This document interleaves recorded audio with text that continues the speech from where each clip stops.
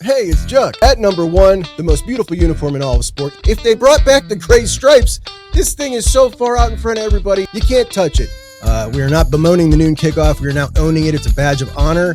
We're the lunatic fringe that defines our coach's legacy when it comes to this game. They don't get to define that outside the family. We're cut from a different cloth for Ohioans.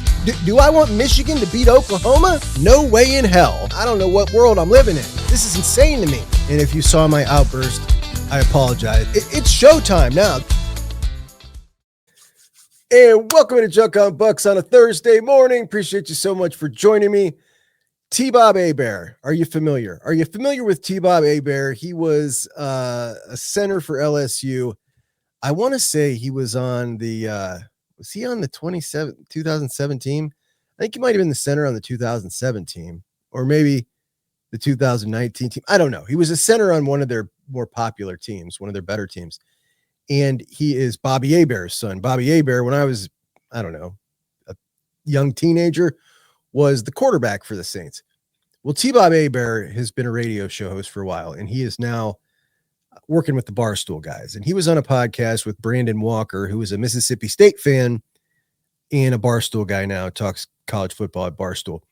And they were having a talk, and they started talking about Ohio State, and T-Bob Hebert said that it would be awful to be an Ohio State fan because you never have the fear of losing. You just beat everybody, and you sit and say, well, why didn't that run play work? As you're beating everybody by 50, and everybody was just calling him insane. He was getting a ton of heat. Brandon Walker, who's a Mississippi State fan, said, like, that's crazy. I've been on the other side of this all my life. I would die to be an Ohio State fan.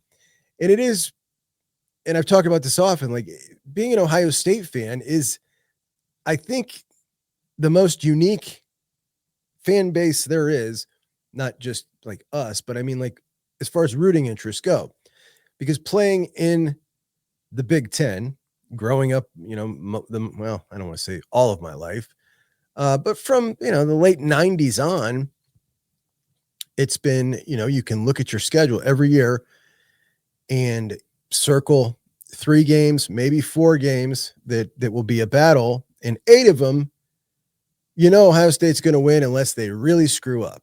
And that's kind of the point he was making, that you go into so many of your games knowing that you're going to win.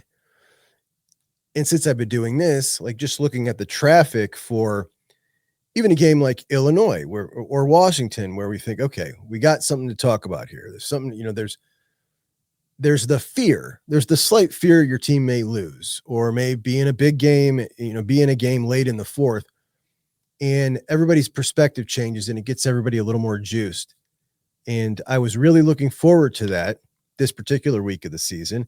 And now we don't get it. And I'm pretty bummed out by that. As we have waited now bye week, and here we're rolling into this game, and I'm trying to get juiced up for it.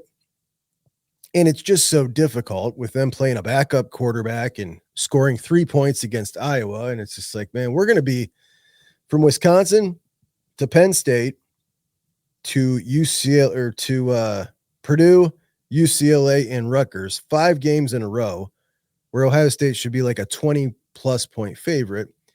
And it is great to be dominant, but man, give me next year's schedule all day. I can't wait for next year's schedule. It is going to be unbelievable with Oregon, USC, Michigan, Indiana, Texas, Illinois, Iowa.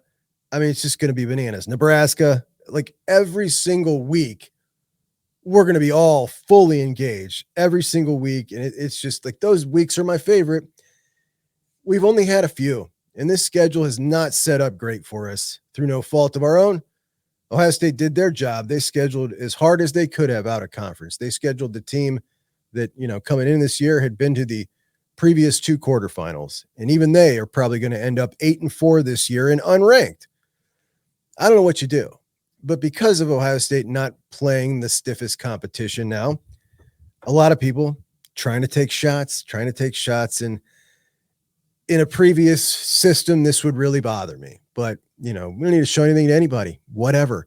See you in the playoffs. And I cannot wait until the Buckeyes are playing the teams that they all think are awesome. And they're going to be so amazed because this Ohio State team is so flipping good and they don't even know it, man. They don't even know what they got coming. If you can't look at Indiana and Texas A&M and Ohio State and see that there's one of them that is really, really different from the others, like I don't care if they're playing all three of them Division II teams. I could watch them all play the Division II teams and clearly notice that there is one that is very, very different from the other two. That's Ohio State. And they're about to steamroll, man. They're about to steamroll, but it can't start yet. We still got to wait and go through these motions. And while we go through these motions, they're going to grow. They're going to continue to grow, and that's good. And they can use it. It is obviously this week. I think that you got a couple of questions. What are you going to see? Ryan Day answered one of those questions for us yesterday or Tuesday at the press conference. Josh Padilla not going to start, and we figured he wouldn't at right guard. You figured Tegra would be the starter just based on experience and based on what Ryan Day did last year heading into the Penn State game when Donovan Jackson was moving out to tackle for the first time. That was right after the Nebraska game where Zen Mahalski had that horrible game and then injured himself, so he wasn't an option. And you needed a guard, and he went with Carson. So he goes with Carson Hinsman, and he said because of experience. And sure enough, Carson comes in, does a fantastic job, and that's great. Rest is history. But because of experience, he started Carson. So coming into this game, if Ryan Day was taking this game and making it like it was still going to be like a matchup game and super intense about it, then he probably was going to make sure he started Tegra. So is that how he's feeling about this game? Abso-flippin'-lutely, man. Absolutely. On Tuesday, my buddy Dan, he was, I think he texted me 8 minutes in. He was like, 8 minutes. Like, what? 8 minutes it took him to say matchup game. So he's got this thing. He hates it whenever Ryan Day says matchup game because he says whenever he says matchup game, he's going to coach tight. But I think that's over. I think that's over, and I think we saw that in the playoffs last year. I don't think it's the case anymore. I don't think we're going to see him coach tight in matchup games moving forward. I think the only game that still potentially has some, shakiness is how is he going to coach up in Ann Arbor this year? But Ryan Day said that they have not circled this game, and we had it circled, but they have not circled it, but they've been looking at it all year. They know they're going to have a game, and he has got the team believing that nothing has changed at Penn State. That's clear. Wednesday night brought the captains out to talk to everybody, talk to the media, just like they always do, big game weeks. And the way those guys were talking, like they're not messing around. It's all business. And they're coming out here fully expecting that they're getting Penn State at its height. Nothing's changed. And that is bad news for Penn State, buddy, because things have changed. Now, what hasn't changed is the Ohio State offensive line just had a rough game against Wisconsin, and they're about to face a better defensive line, which is great. Same thing, vice versa. The Ohio State defensive line against the Penn State, very good offensive line with honestly, I think the best offensive line coach in the country in Phil Trautwein. Those two matchups right there, I mean, how much better could it get? We get to rep our lines against these excellent offensive and defensive lines, see where they're at, right? Get them better, find things you need to fix. At the same time, knowing that there's next to no chance these guys can beat you with Ethan Grunkmeyer at quarterback in his second ever start. And I really like Ethan Grunkmeyer, Ohio kid from Olentangy, said this week that he's dreamed all his life of playing, he wanted to be a Buckeye. Now he gets to come in and play. Super excited about it. But his first start against Iowa, number one, he didn't even start the whole game. They got a running quarterback they bring in. Now, I didn't watch this game. Tom and Tony watched it. Tom and Tony watched the game, and this is dedication to the craft. They watched the entire game, and they reported on the game. All right, what did we see? Well, Ethan Grunkmeyer averaged 3 yards per completion, and Tom astutely pointed out that he could complete a pass on first, second, and third down, and it still wouldn't be a first, which was pretty funny, and I guess the game's pretty ugly. And the running quarterback that they have, he said, think of Devin Brown to Kyle McCord, so not really much of a running threat, apparently. And Grunkmeyer played about 80% of that game. So we're talking about a guy who has started 80% of one game. They scored 3 points against Iowa, and now he's coming into the shoe. And that's not a good recipe for success. If these guys score, it's either going to be a pick six or something fluky on offense, and it'll be one, and that's it. I mean, I just can't see any other way that that they're going to be able to muster anything on offense.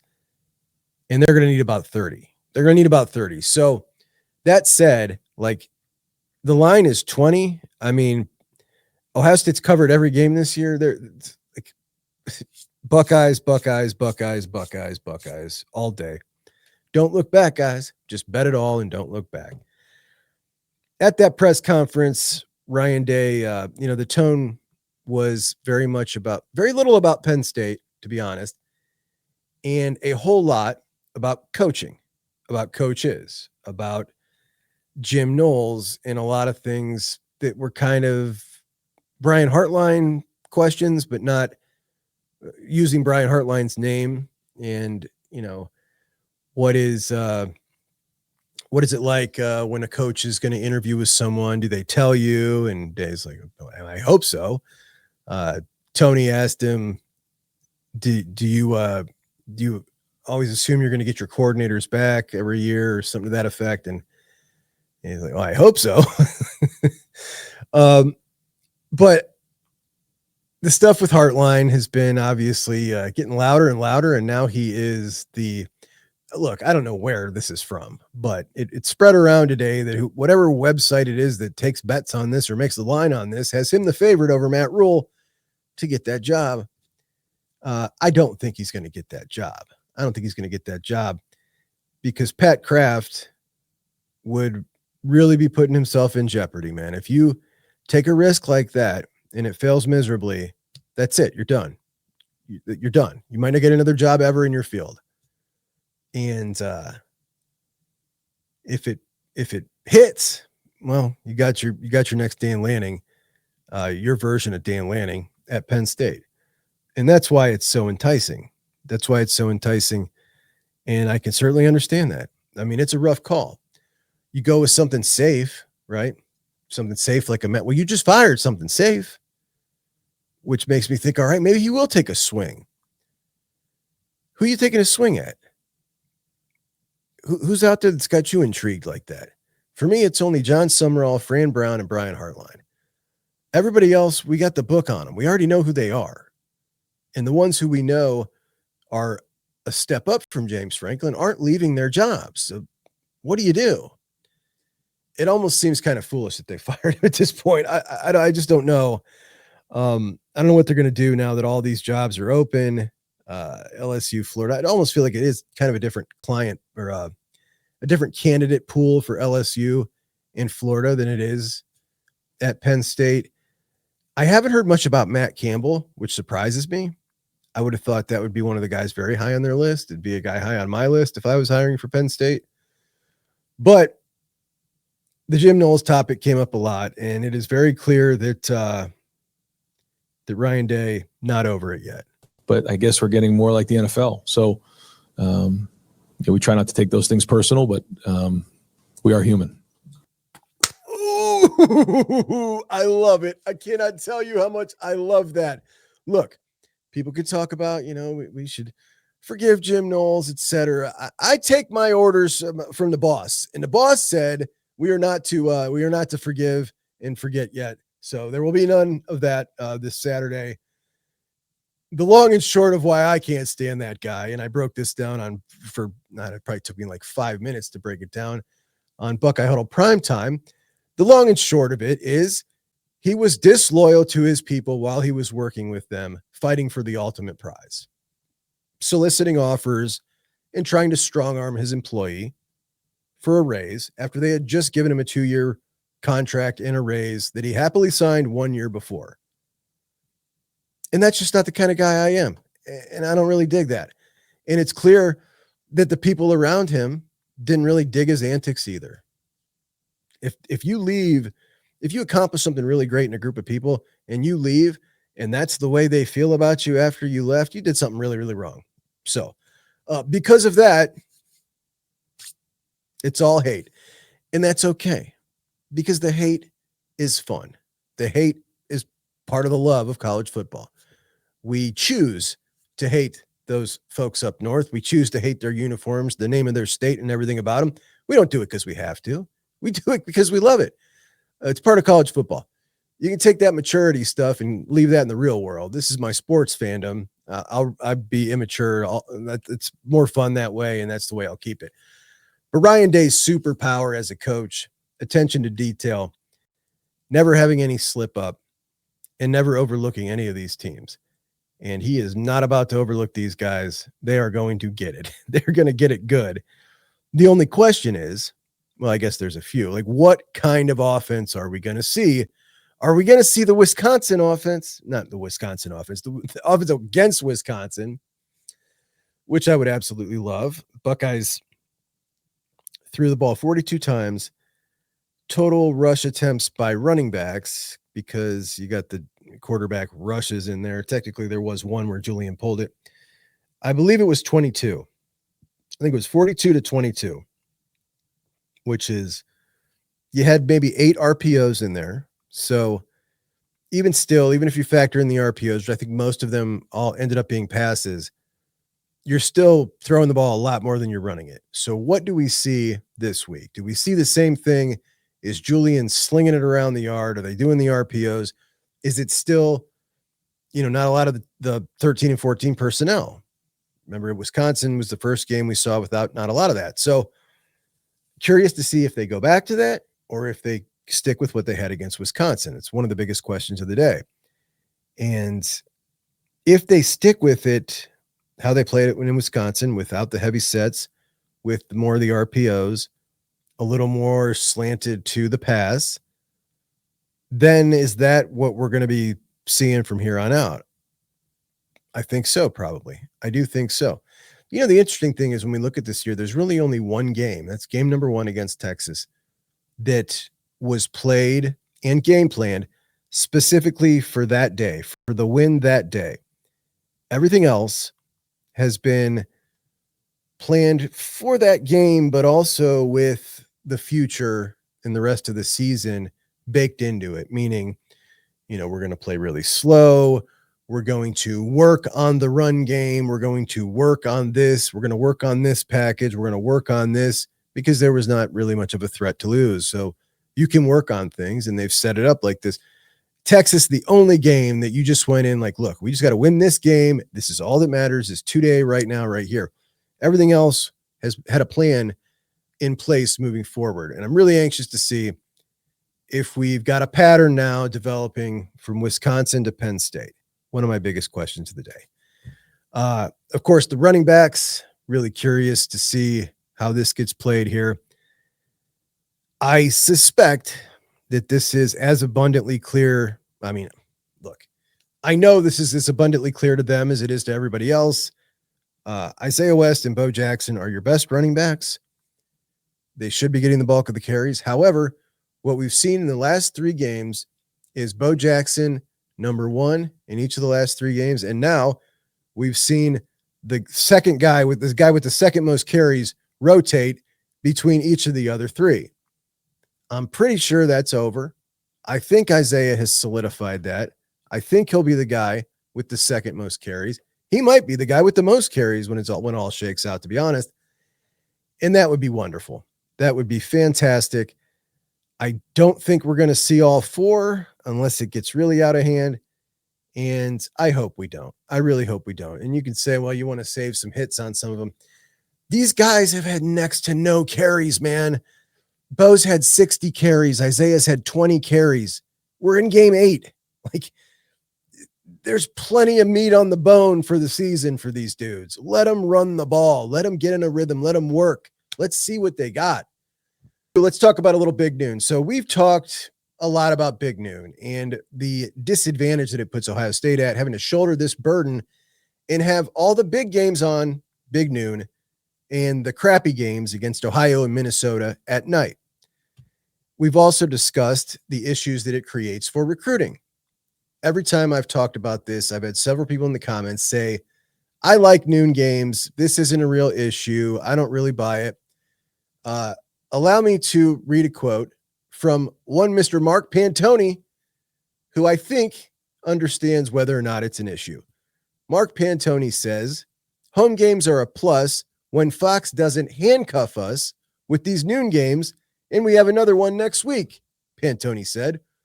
Next weekend, we'll have a lot of kids coming in, a lot of 2027s and 2028s to start to build that relationship. And a lot of recruits are driving in, but you also get Texas, Florida, California guys hopping on red eyes after their game, not landing till 11:30 or 11:45, calling us saying, hey, traffic is really bad. What can I do?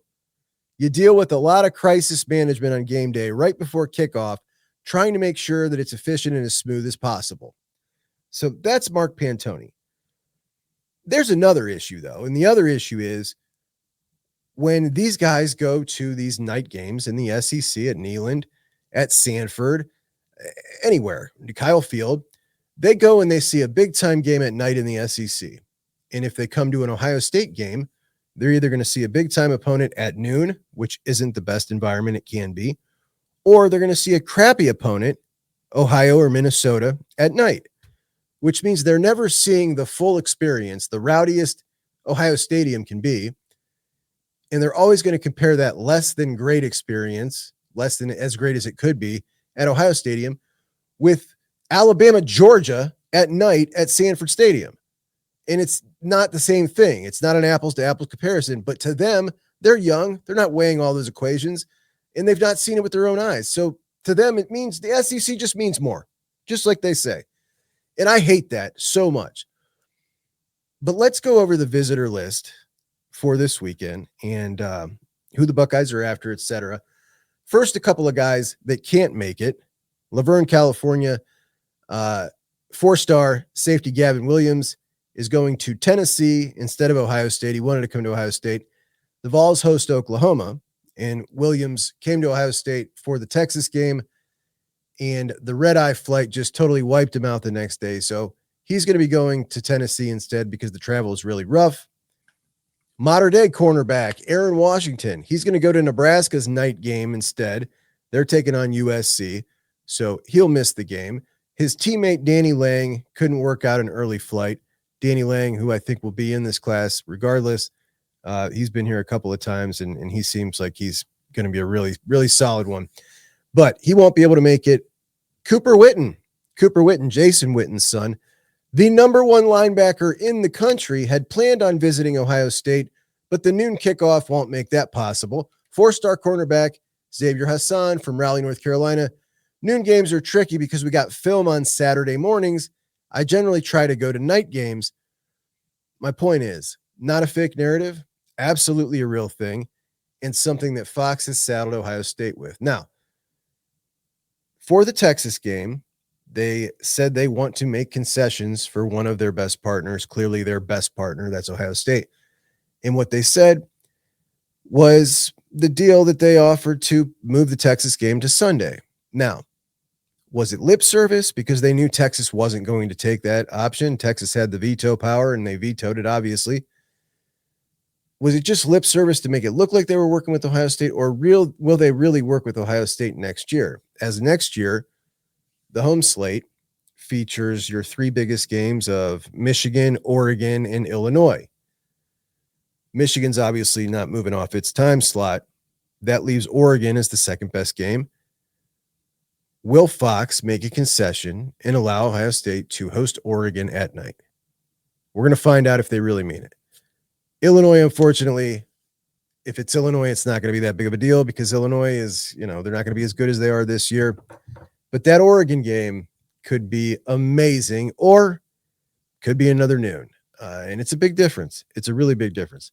So many were predicting that towards the end of this cycle, we were going to start seeing total chaos because of all the crazy offers we saw going out earlier on in the cycle. And a lot of people's assumptions that this was funny money, that this was fake deals. The money wasn't there to support this. And we're going to see a bunch of guys decommit. Well, we are now getting into crunch time. We're not seeing any of that. We haven't seen any of that at all. Fortunately, Ohio State wasn't counting on that, but Florida, LSU, Penn State, maybe Florida State, maybe Auburn. All these job upheavals are providing a lot of potential new options or old options who are coming back around into the picture to fill the positions of need for the Buckeyes in this class. So what are those positions of need? A huge goal is a defensive end to go with Kari Wilder. Right now on the defensive line, they've got out of New Jersey, Damari Simeon. He's kind of your interior prize guy. Out of Glenville, Jameer Perez. He's your huge one tech, 340 pounder. And then out of Pennsylvania, then California, then Pennsylvania, now Florida on his fourth high school, Cam Brickle, 6'2", 305, 3-star. He went down to IMG for his senior year. It's not going great in that he's not playing a ton. He's not starting, which, like, I mean, you're a senior, man. You got to start. I don't care how much talent is on the team. But he's not, and he's got like 7 tackles on the year, so it doesn't sound like it's going great for Brickle. But Damari Simeon is a total star. Kari Wilder is a total star. And Kari Wilder is not just, I mean, he's not like an edge at all. He's a defensive end who can play all down the line. He's maybe the guy perfectly suited for the role that we're seeing Caden Curry in. And if this breaks out how it might break out at the end of the year with Kenyatta Jackson going to the NFL, if he doesn't return, there's a scenario where I think Kari Wilder is actually playing a lot and is opposite Zion Grady, like 2 really, really young guys playing defensive end for the Buckeyes, because I don't think that right now on the roster, any of the older guys are, top-notch starting talent, but those 2 are. They're just really young. But what they need is another defensive end to go with him, and we've talked about the number 1 prospect here. Certainly not finally the Luke Waffle stuff is dying down. We're starting to see less and less of that mentioned as people are starting to understand this dude isn't coming off that offer that USC is paying him. Dre Quinn has been the only prospect on the board for quite a while. He is a stud at 6'3.5", 225 pounds, a top 400 kid. I think he's a little underrated. He's got a lot more talent than that. And he was committed to Clemson, decommitted from Clemson. Texas was his second choice when he picked Clemson. So they're back in it. Tennessee's in it. Ohio State's in it. He'll be setting up an official visit. Things look promising. Things look real promising. And we talked about 3 weeks ago that the coaches were on the road. Who'd they go and see? Larry Johnson chose to go to Luke Waffle's game. And it seemed to me like that time could have been used like going to find a new prospect. Well, they found a new prospect and offered a new prospect, and he will be in town this weekend for the game. His name is Jimmy Frisco Alo Suafalu, another Polynesian name, and I'm not the best with those. But Jimmy Frisco got invited to the Polynesian Bowl. He's out of Katy, Texas, 6'3", 265. Committed to North Carolina. He's a 3-star, 500-some ranked player in the country, top 50 defensive lineman. And I'm a little confused by this offer because while Jimmy Frisco has some good production, 70 tackles, 15 TFLs, 8 sacks, I mean, it's great high-level high school ball production. He's a guy that's clearly, to me, like his feet are not fast enough at all to play defensive end at Ohio State. So he's going to end up moving inside. I'm almost certain of it just watching him. And you've already got a bunch of guys inside. So unless you're thinking that maybe you need some more numbers in there, which I don't really think you do, you need an edge. I don't really understand it, but he is a North Carolina commit, and I would very much like to get Bill Belichick back for the situation with Weatherspoon, flipping Weatherspoon out of the class. So I would feel good about that. But as far as Jimmy Frisco goes, look, I mean, he's a grown man. The dude makes plays. He's clearly very strong, but it's the foot speed. It's the foot speed that's just it's not up there at all with what you would normally expect from a guy Ohio State's recruiting at defensive end. So what are the plans for him? I don't know, but he'll be in town. sometimes we talk about for a 3-star prospect, look, if you go do a great evaluation, that's great. Love it. And then there's other times where it's a 3-star because you missed and missed and missed and missed and missed, and you're settling. Like, yeah, I mean, we need a guy, I hate to say that about anybody, but that's what this feels like a little bit. Hopefully I'm wrong, but that's a little bit what it feels like watching his film. And cornerback, obviously a huge need here. When we look at the current cornerback room, Jermaine Matthews looks like he's going to probably go pro. IGB is out of eligibility, which leaves you next year with the starting crew of Devin Sanchez, Aaron Scott, maybe Bryce West at nickel. Now Bryce can play corner as well, a little smaller, not what Walt loves, but he's really fast. So that's your crew there. After them, you've got Jordan Woods, who came in with Devin Sanchez, and he is a multi-year project who was committed to Cincinnati. He's enormous, which could be great, but the foot speed, not quite there. The coverage skills, not anywhere near. He's just not ready. He's a multi-year project. And then you've got stud Jordan Thomas, freshman out of Bergen Catholic. That's it, man. You are very, very light on numbers. Very, very light. And the Buckeyes have been looking and trying to get somebody in this class, including Danny Odom. Looked like for a while they might get Danny Odom, and then Nebraska came in and offered him a whale of an offer. Well, he committed to Nebraska, and now he was going to come visit this weekend again, but he was at Nebraska last weekend, and it looks like this visit might not be happening. But courtesy of the trash Florida schools, the firing of Billy Napier at Florida, and Mike Norvell being on really unstable footing at Florida State, we got a couple coming in. Now, this Florida one is a dude. So CJ Bronaugh, he is out of Windermere, Florida, which is Tiger Woods' hood. So they're playing really small division Florida football, so he's not like playing against high division. What he's got, though, are measurables. I mean, this is a measurables monster. Kid's a verified 6'1", 185, top 100 prospect in the country, runs a 10.3 100 meter. That is cooking fast, a 20.87 200 meter. And he was the alpha dog at the Under Armour Orlando camp, which is a big time camp.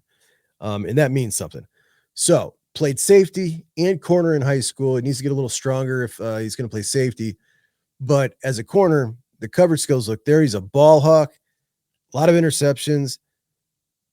I would love this. This would be a great pickup, but he kind of feels a little project. I mean, he needs a lot of refinement. We'll put it that way. But the raw skills and potential are there, like right now. Michigan, after him very strongly. His older brother plays at Eastern Michigan, so it would feel like maybe they got a little bit of a step up with CJ.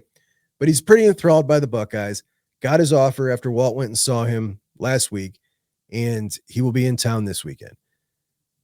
He was originally committed to Nebraska before he committed to Florida. So from Florida to Nebraska, hopefully to Ohio State. And then you've got Jay Timmons, who we've talked about for quite a while. Jay Timmons, Florida State commit. His dad was a Florida State guy. He's out of Pittsburgh, and this is Rivals' number 2 cornerback in the entire class. If that holds, he'll be a 5-star. He's their number 29 player, and he is 164 composite for 247. So split the difference. You got a top 100 player. He's a little smaller than CJ at 5'11", 185. Not quite as fast with a 10.9 100 meter, but that's fast. He's played corner and safety in high school. He's a more refined quarter. He's more ready to go right now. And the Buckeyes may need that at some point. We'll see here. But either one of those guys would be fantastic. And Ohio State needs one. They could really use them both, but they need one. So whichever one they get, I'm not going to be picky here. I don't know how picky they're going to be. Like, they need a guy now. They're running out of time. Got to get one of those two. And let's hope that it goes really well with them. They've also, in 2026, got the man, Kevin Brown, coming in. You remember Kevin Brown, the jaw. Kevin Brown, Penn State commit, who is still technically committed to Penn State, is a 5-star offensive lineman out of Pennsylvania, Harrisburg, who's never wanted to go anywhere but Penn State. And now he's taking visits to his dad's alma mater, West Virginia, and Ohio State. So the longer Penn State waits to make their head coach decision, the better off Ohio State is here. And the fact that he's coming into town so quick and doing his due diligence to see if he's got a backup plan, that'd be great. I do kind of get the feeling that this guy just wants to go to Penn State and is just waiting to, and really I think he's just taking visits because Phil Trautwein told him to. Now, if Penn State hires a guy that's not a current head coach, Phil Trautwein probably ends up being on his staff, which means Kevin Brown stays at Penn State. If this guy, if the hire is a guy who's an existing head coach and he rolls in there and brings his staff with him, that's the best thing. Kevin is pretty comfortable with Phil Trautwein, and the fact that Phil told him he should go look at his options, like, that just speaks volumes about Phil Trautwein's character. But I think he wants to be at Penn State, and the head coach isn't going to really bother him. And I would say the same thing about Deuce Gerald's at LSU. It seems like Deuce is locked into LSU, longtime Buckeye defensive line target. And they talked to him after Brian Kelly got fired, and he's, I'm an LSU commit, not a Brian Kelly commit. So he's locked in. So that's it for 2026. So you've got Jimmy Frisco, you've got the cornerbacks, CJ Brana and Jay Timmons, and you've got Kevin Brown. Now, the class of 2027, there are a bunch of studs coming in, including, let's talk running backs first. So Kamon Spell's coming in. He was a Penn State commit, the running back who, after he decommitted from Penn State, the relationship grew really fast with Notre Dame, and all signs are pointing to Notre Dame. But the Buckeyes getting him back on campus is huge, and they're right up in there with like the top two for him and David Gabriel George. David Gabriel George is the number 2 running back in the class. Kamon is the number 1. I have that in reverse order. Buckeyes have that in reverse order as well. David's just bigger, sturdier looking dude, and he's got all the moves and just as fast, really.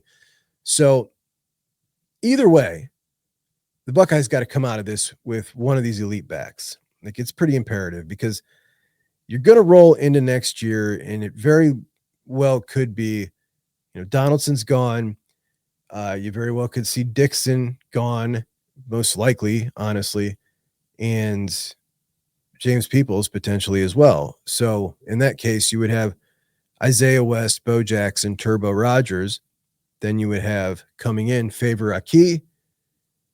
And then in 2027, David Gabriel George or Kamon Spell, hopefully. That would be the ideal scenario there, to get one of those guys. And then you would have a pretty sweet crew there, and a gap year in between your stars, right? Bo Jackson, gap year, and then David Gabriel George or Kamon Spell.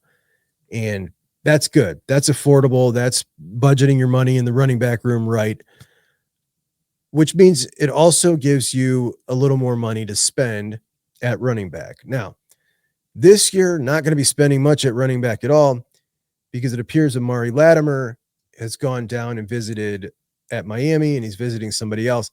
Miami giving him a pretty sweet offer. Remember, Amari Latimer is the Wisconsin commit that the Bucs were in on. Looked like they might be locking that down relatively quickly, and then he decided he's going to kind of open things up and go look a little further, and copped a big offer from Miami, and it just doesn't sound like this is going to work out for us in this situation, because they're not going to pay for him. They don't need to. They don't need to. Save that money, put it on next year's running back. I think it's the right way to go, to be honest. Amari Latimer, there's nothing super special about him that would make me say, you got one here, go spend on him. Now, one of the more exciting things about this class of 2027 is there are 4 offensive linemen from the state of Ohio that already have an offer, which is early. I love this about Tyler Bowen. This is something that Justin Fry sucked at. He waited way too long to offer Ohio kids, and as a result, some of them got pissed off. Some of them that never came back around. Adam Guthrie's an example of that. And Fry's identified guys already who are worthy, offered them. You got Khalil Johnson at Moeller. He's obviously a super stud. That dude has potential to play himself into a 5-star tackle. Davis Seaman out of Bishop Watterson, Mason Wilt, and Kellen Weimer. 4 guys from the state of Ohio coming down together, already getting to know each other. I absolutely love this, and I love even more that Ohio has 4 kids already worthy of a Buckeye offer. We'll probably see a couple more pop later on in their high school careers. So this is great, great news. And he's not stopping at that. Bringing in a 5th one, and he is the number 1 overall player in the class, tackle Kennedy Brown out of Houston. So a 5-pack of stud offensive linemen coming to see our boys on Saturday. And is that it? Who else did I have? No, linebackers. All right. So Cooper Witten, we talked about. Cooper Witten can't make it, but Cooper Witten really loves James Laurinaitis. It seems like Jason Witten really loves James Laurinaitis and loves the idea of Cooper Witten, the number 1 running linebacker, going to Ohio State and being mentored under James Laurinaitis. And Jason Witten, good friends with Bobby Carpenter. Like, things look good. And also we know it's not going to be some big NIL deal, right? I don't mean deal. I mean, like, it's not going to be some huge back and forth. Pay him a fair deal. And I think that, you could potentially sew that up. So that would be great. And he's a total stud, an absolute stud. Last year you had James Laurinaitis grabbed out-of-state studs in Riley Pettijohn out of Texas, TJ Alford out of Florida, Eli Lee out of Ohio. Then he comes back in 2026, CJ Sana and Sincere Johnson out of Ohio. And now he's going back national for some stars, and he has got stars coming in this week, buddy. So you couldn't get Witten, the number 1 linebacker, but you've got the number 2, Caden Henderson out of Florida. Caden Henderson has a really good relationship with James. He's already been on campus before, and they really like each other.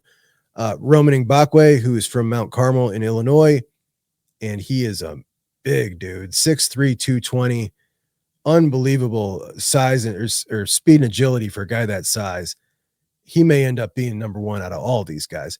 But then you got my personal favorite, the number 8 linebacker in this class, Quentin Cypher out of North Carolina, who is one of these dudes that, just the classic crazy football playing linebacker, right? But he's got the new age skill set, right? It just reminds me of like a throwback mindset with the new age skill set. Basically, I guess that's what I'd say.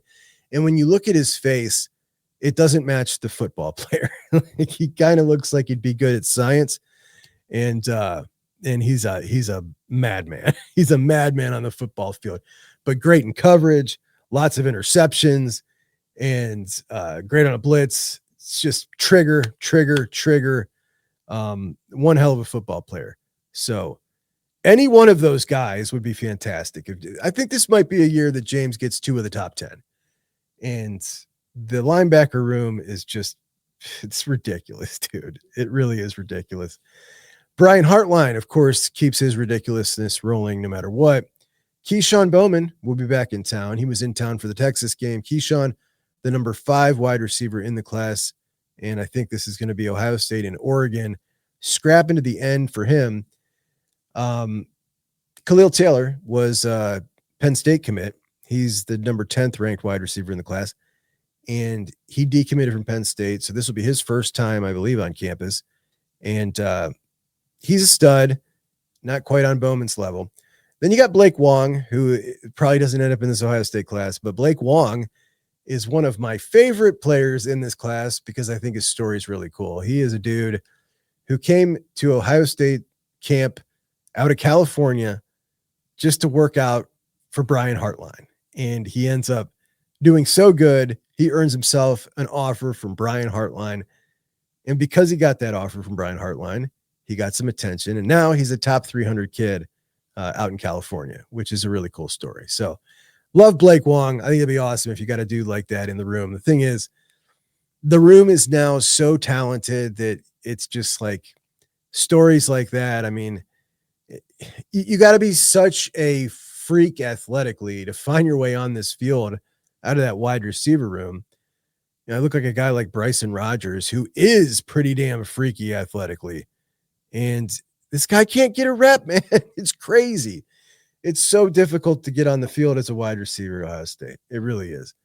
Our dude Jackson Dollar. Now, my buddy Rome, he's a Juckeye.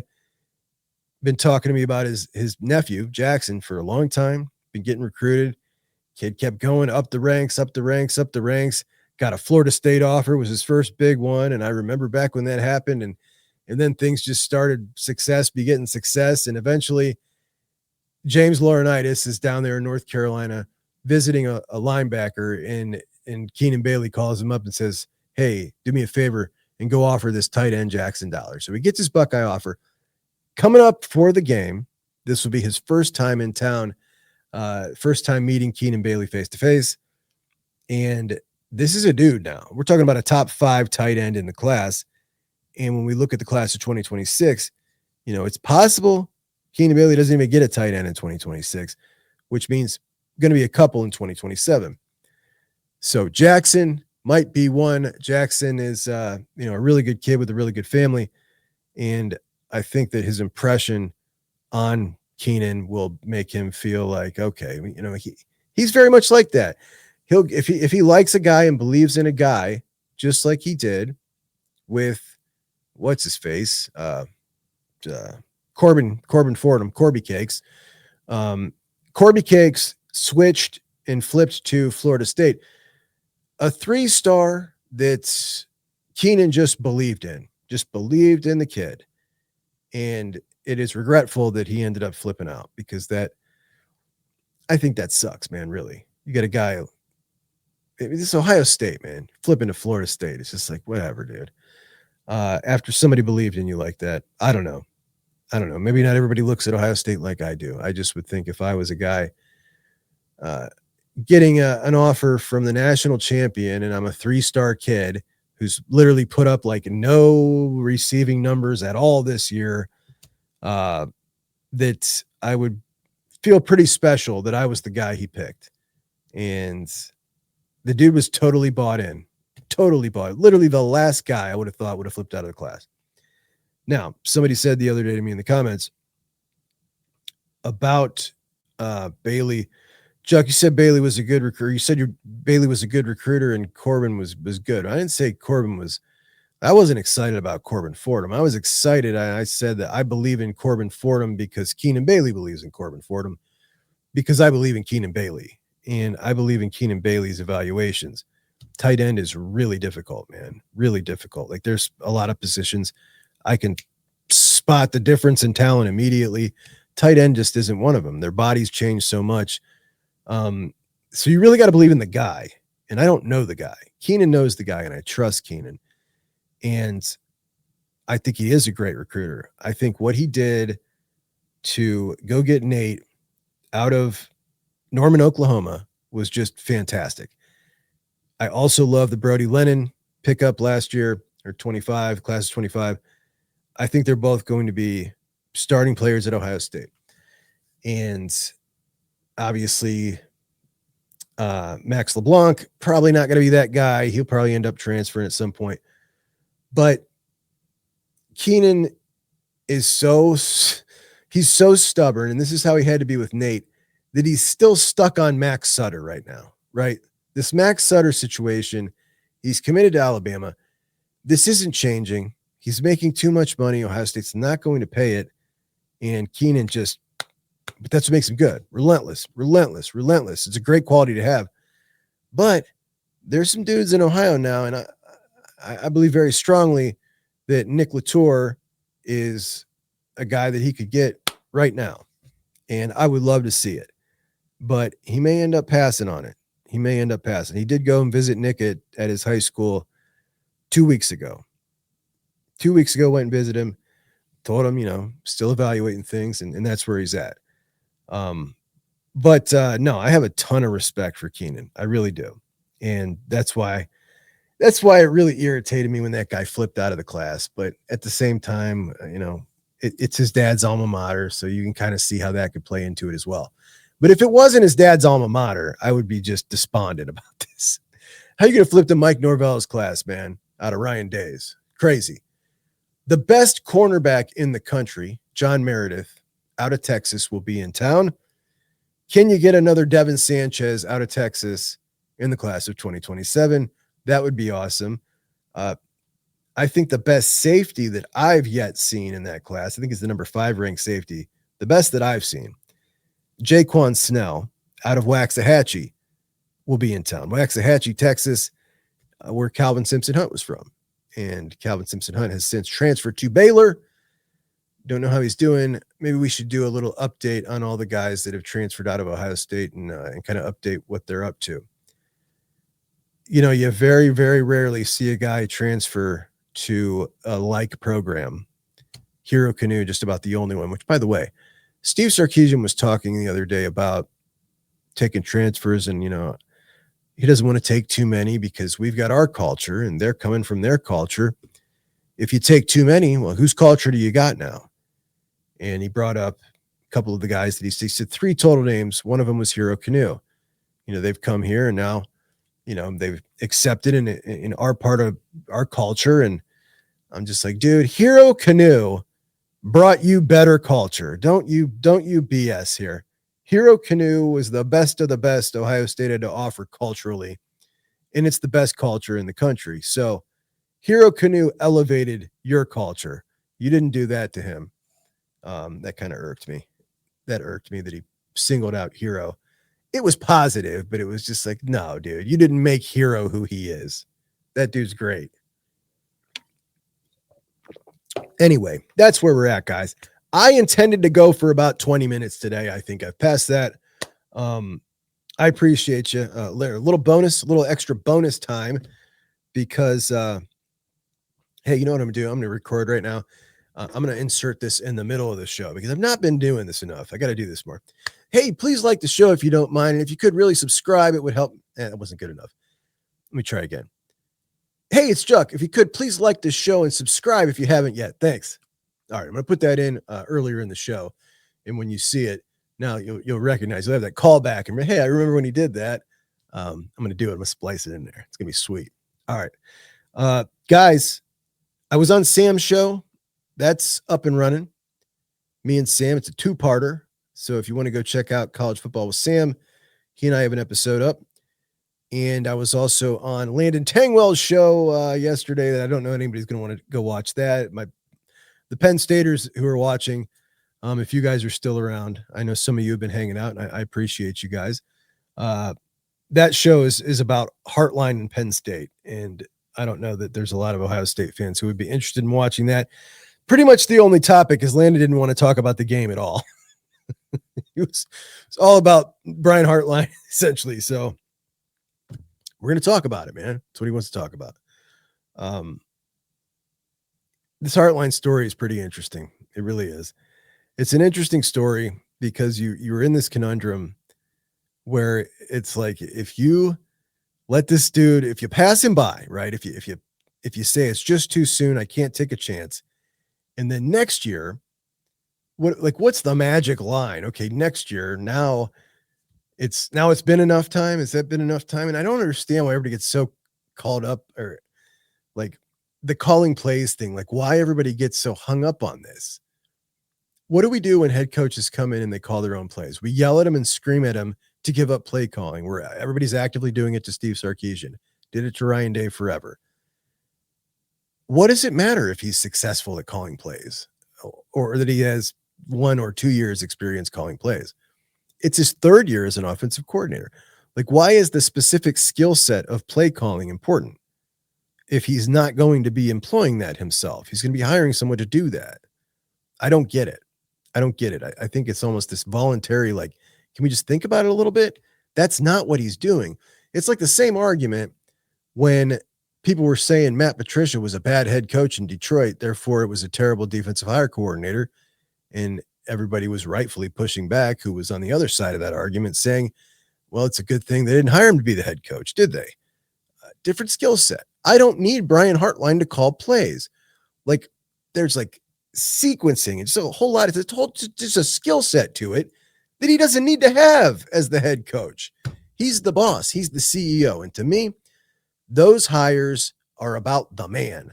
I need the man with the right personality, the right drive, the right touch, the guy who does the right things in the right situations, makes those decisions, the guy that people follow. Like I need the man, that savvy dude. Who is he?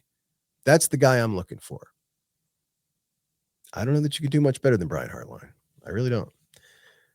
But if they wait 2-3 years and he goes and is that guy for somebody else, I'll tell you as an Ohio State fan, if Penn State hired Brian Hartline, I would be concerned. And I don't know that there's anybody else they could hire that I would be concerned. I would be concerned that it would be short time before they were a real power. I think that he would load their roster up fast. I mean, really fast. Get a sweet quarterback, and they're off and running. All of a sudden with a high-flying passing game. Like, yeah, I hope it doesn't happen. I hope he goes somewhere else far away. I mean, I might sound like I want it to happen. I want it for him. I don't like the way he's being talked about. I'll put it that way. I think there's a lot of people pushing back against it that don't want it to happen.